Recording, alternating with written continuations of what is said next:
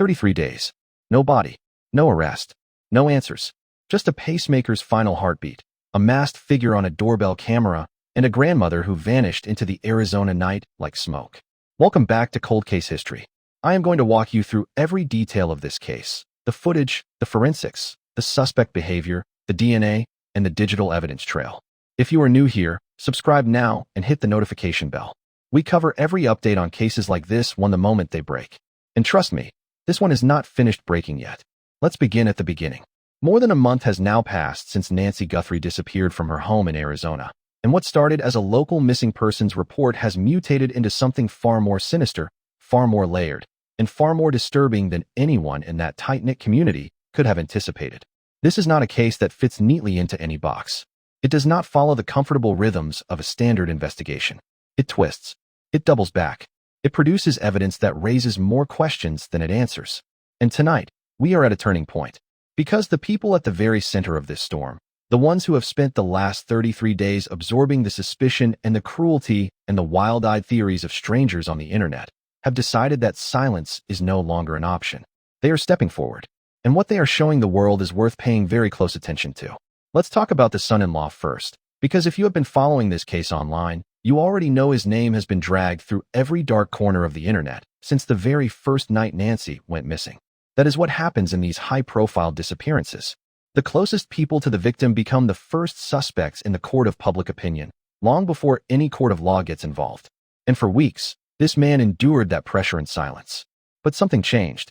In what investigators and behavioral analysts are describing as a significant moment, he appeared publicly alongside Nancy's daughters, Savannah and Annie, at a community memorial near the family's home. There were no cameras set up in advance, no prepared remarks, no crisis publicist whispering instructions into anyone's ear. Just three grieving people, arms around each other, standing before a growing collection of yellow flowers and handwritten notes from strangers who care about a woman they have never met. The body language experts weighed in almost immediately, and what they said matters. When a family harbors genuine internal suspicion about someone in their circle, you can see it. The body does not lie, even when the mouth does. You see distance. You see subtle angles that position people away from the suspected individual. You see tight, controlled expressions masking distrust. None of that was present here. The sisters leaned into him. They held on to him. And in that moment, they communicated something that no press release could have articulated more clearly.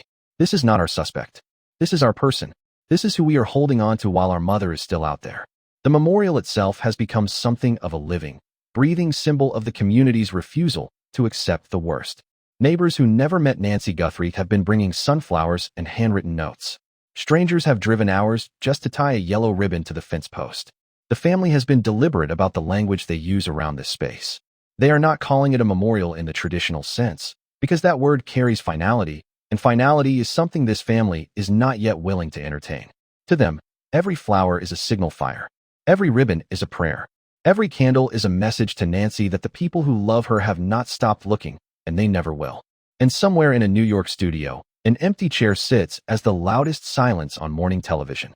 But while the family grieves publicly and the community rallies around yellow ribbons, the machinery of justice has shifted gears entirely. The investigation has moved into a phase that most people do not fully understand, and even fewer can visualize. We are not talking about deputies walking grid lines through the desert anymore. We are talking about digital forensics at a federal level. We are talking about analysts in climate-controlled rooms, wearing gloves, pulling complete file systems off of every device connected to this case. Phones, laptops, smart home devices, cloud backups, the works. The FBI does not just look at your texts. They look at what you deleted. They look at what you searched for at 2 in the morning 3 weeks before the incident. They look at cell tower pings that place your phone within 100 meters of a specific location at a specific time. They look at your financial transactions for anything that breaks your normal pattern. A cash withdrawal on an unusual day. A purchase at a hardware store you have never visited before. A gas station receipt 2 towns over when you claimed you were home all night. This level of scrutiny is what law enforcement means when they say someone has been cleared. It does not mean they asked nicely and took the person's word for it. It means the data corroborates the alibi, and the data does not lie. Still, the internet has continued to spin its theories with the kind of relentless, obsessive energy that this era of true crime has normalized to a disturbing degree. People are zooming into the whites of family members' eyes in news clips. They are comparing jawlines from doorbell footage to publicly available photographs. They are building elaborate timelines on whiteboards and posting them to forums, completely convinced that amateur pattern recognition can solve what federal investigators with access to laboratory-grade forensic tools cannot. It is a phenomenon that is simultaneously understandable and deeply troubling. Public interest keeps cases like this one in the national conversation. It generates tips. It keeps pressure on law enforcement. But when it devolves into targeted harassment of innocent people, it causes a secondary wave of trauma that ripples through an already devastated family. The professionals working this case have almost certainly already examined every angle the internet has dreamed up, and then some. Which brings us to the physical evidence, because here is where the story gets genuinely chilling. If you're still here, subscribe, because cases like this only work when people stay. And tell us where you're watching from. I love seeing my global family represent. Drop your country or city in the comments. About 2 miles from the Guthrie residence, investigators turned up a discarded latex glove. Now, on the surface, that sounds like it could mean anything. People lose gloves. Workers drop them. The desert is full of litter. But the context here is everything. In a case defined by an almost total absence of physical struggle evidence at the primary scene, any foreign object within the search radius becomes a potential thread worth pulling. Forensic teams processed that glove. They extracted DNA. And they traced it back to a specific individual working in the food service industry in the area. That person was brought in. Their story was checked. Their alibi was verified. And they were cleared. But here is what that moment tells us about the investigation. It tells us that no piece of evidence is being dismissed without verification. Every stray glove, every cigarette butt, every tire track, every scuff mark on a curb. The forensic net being cast here is finer than most people realize. What is beginning to emerge from the investigative analysis is a profile that points away from randomness and towards something far more calculated. Investigators have been revisiting a video of Nancy dining with her daughters at a local Mexican restaurant in the weeks before she disappeared. It was a happy moment, a family celebration caught on camera and shared publicly. But when you look at that footage through the lens of a stalking investigation, the picture shifts. A high-profile family, broadcast repeatedly into millions of homes, essentially publishing their routines, their relationships, and their locations in real time, can become a blueprint for someone with the wrong kind of obsession. The theory gaining traction in analytical circles is that someone in or around that restaurant that day may have been watching, filing away details, noting which woman was elderly, which woman had limited mobility, which woman might be alone. And then there is the Google search. A search from June of 2025 that specifically queried Savannah Guthrie's home address alongside her professional salary. That single digital breadcrumb suggests a perpetrator who was not hunting randomly. They were targeting. They were researching. They were building a file on a family before making their move. This was not a crime of opportunity. This was a crime of preparation. Meanwhile, the local law enforcement picture has become its own crisis. The Pima County Sheriff's Department, led by Sheriff Nanos, has been under siege from critics both inside and outside the organization. The central grievance is this. Why, during the most critical window of a kidnapping investigation, were significant outside resources refused? The United Cajun Navy, a volunteer search organization with a national reputation and a serious roster of specialized equipment, including K-9 units and drone technology, has publicly stated that their offers of help went unanswered or were flat out rejected. In a case where the first 48 hours are considered sacred, where every hour of delay allows a trail to go colder and a predator to go further, the refusal of a capable force multiplier is not just a tactical error. It is something that will be studied in criminal justice classrooms for years as an example of institutional pride overriding investigative logic. And the internal fractures are just as severe. Reports of senior investigators leaving the department, combined with an official vote of no confidence from the Deputies Association, paint a picture of an organization in crisis at exactly the moment it needed to be at its most cohesive. The timing could not be more devastating. Now let's talk about the neighbor's surveillance footage, because the story of that video has gone through several dramatic revisions, and where we have landed is deeply significant. A camera mounted on a residential property roughly 2.5 miles from the Guthrie home captured a vehicle moving through the neighborhood at 2:36 in the morning. Under normal circumstances, that is unremarkable. But when you overlay that timestamp against the data pulled from Nancy's pacemaker, the significance becomes impossible to ignore. Nancy Guthrie has an implanted cardiac device. That device maintains a continuous Bluetooth connection with the smartphone she left behind in her home. At 2:28 in the morning, that connection was severed. Cardiologists and forensic analysts reviewing the pacemaker's final data transmissions have identified something even more alarming embedded in those last few seconds of signal. A spike. A sudden, violent surge in heart rate that the medical community associates with one thing in particular: acute physical stress. A body in fight or flight. A person being grabbed. A woman struggling. The pacemaker recorded her terror. 8 minutes after that Bluetooth handshake went dark, a vehicle appeared on that neighbor's camera, moving in the direction of the Guthrie property before fleeing the area. That is not a coincidence. That is a timeline. That is the closest thing to a witness account this investigation currently has. And the fact that this footage was not secured until 20 days into the investigation has generated a fury in the community that is entirely justified. If canvassing volunteers had been deployed in the first 48 hours, as standard missing persons protocol would suggest, this footage might have been in law enforcement hands before the vehicle's plates could be switched, before the driver could establish a convincing alibi, before the trail had 20 days to go cold. 20 days. In a kidnapping case, that is an eternity. And while investigators scramble to make up for lost time, a different kind of predator has arrived at the Guthrie residence. The true crime tourists. People who drive to the scene of an active kidnapping investigation to take selfies, to film content for their social media channels. Some arriving dressed as if for a party, treating the front yard of a terrified family like a landmark attraction. It is grotesque. It has actively interfered with the investigation. And it represents the darkest possible manifestation of the true crime obsession that simultaneously keeps important cases alive and strips them of their humanity.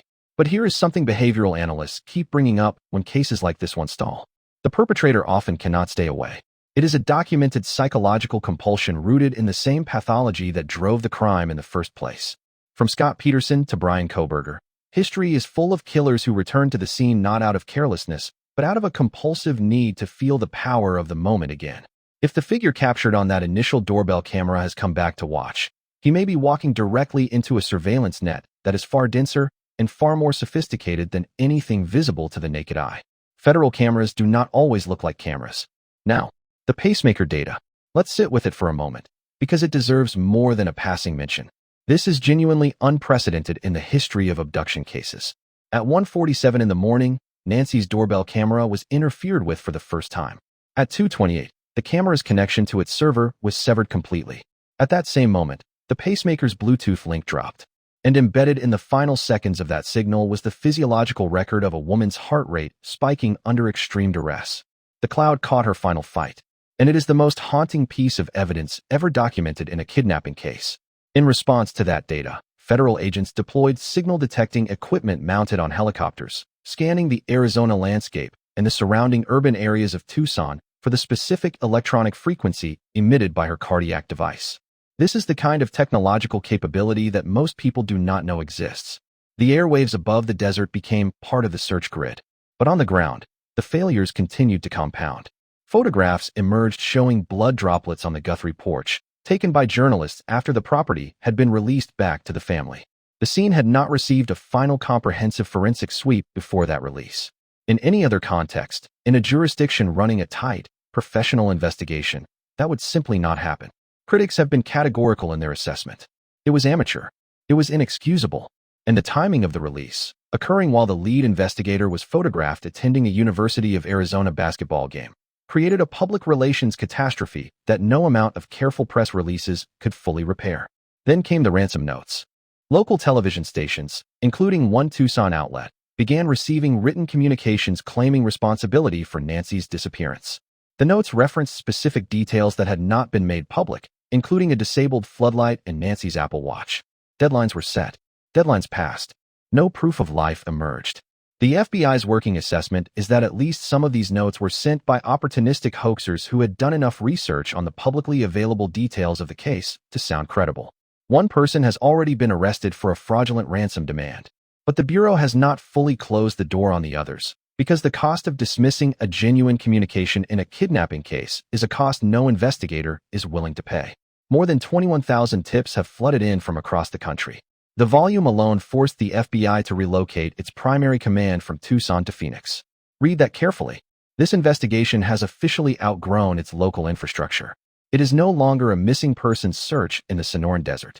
It is a federal criminal pursuit being coordinated at the level typically reserved for organized crime or terrorism investigations. Savannah Guthrie's return to the Today Show anchor desk marks a moment that no family should ever have to navigate in public. It is not a sign that she has moved on. It is a sign that the practical demands of life do not pause for grief, and that her platform, the very platform that may have made her mother a target, is now the most powerful tool available to keep Nancy's face in front of the public. The family's announcement of a $1 million reward for information, paired with a $500,000 donation to the National Center for Missing and Exploited Children, is a gesture that carries enormous weight. It is a family using every resource they have to buy the truth from whoever is hiding it, while simultaneously acknowledging that their visibility in this nightmare is a privilege most families of missing persons will never have, and choosing to share that privilege in the most meaningful way they can. They are standing on scorched earth, and they are using the flames to light the way for others. The forensic clearing of the son-in-law and Nancy's daughters was not a technicality. It was the result of file system extractions, cross-referenced financial data, verified location records, and the hard, cold objectivity of polygraph science. Law enforcement has been unambiguous. The family is not the focus of this investigation. The focus is the masked figure on the porch. The person who arrived with gloves, with a specific brand of backpack, with knowledge of the floodlight schedule and the layout of the property, and who left 8 minutes later in a vehicle that has not yet been positively identified. That is the shadow this investigation is hunting. The $1,200,000 combined reward is the final card on the table before a case like this shifts into the long game category. Investigators know that the most likely path to resolution now runs through an accomplice with a guilty conscience or a witness who has been afraid to speak. That reward is not just money. It is permission.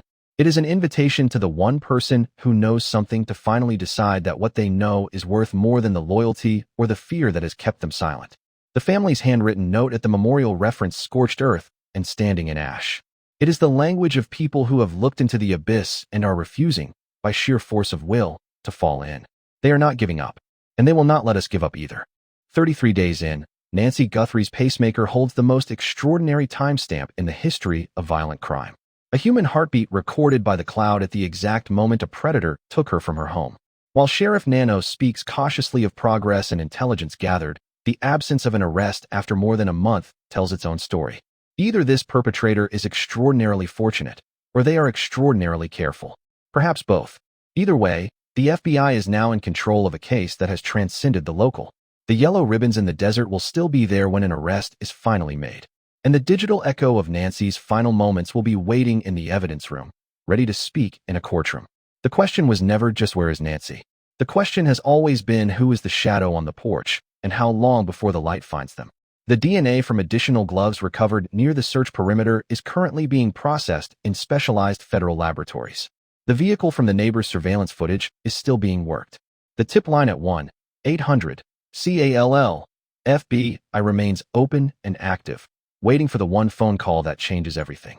Nancy Guthrie is someone's mother, someone's grandmother, a woman with a life full of love and laughter, captured on 1 million shared video clips and morning show segments, now reduced in the public imagination to a grainy doorbell image and a flatlined Bluetooth signal. She deserves better than that. Her family deserves better than that. And this case deserves the full, sustained, unrelenting attention of everyone watching. We are not done here. Not even close. If this video moved you, if this case matters to you, then do 3 things right now. Hit that subscribe button, because we will be back the moment anything breaks on this investigation, and when it breaks, it is going to break fast. Share this video with someone who does not know about this case yet, because awareness is still the most powerful investigative tool we have. And drop a comment below. Tell me what details stood out to you most. Tell me what the investigators are missing. Tell me where you are watching from. Because this community spans the entire globe, and every single one of you matters to how stories like Nancy's get told and retold until justice finally arrives. The yellow flowers are still burning bright against the Arizona dark, and we are not going anywhere until that light becomes something more than hope.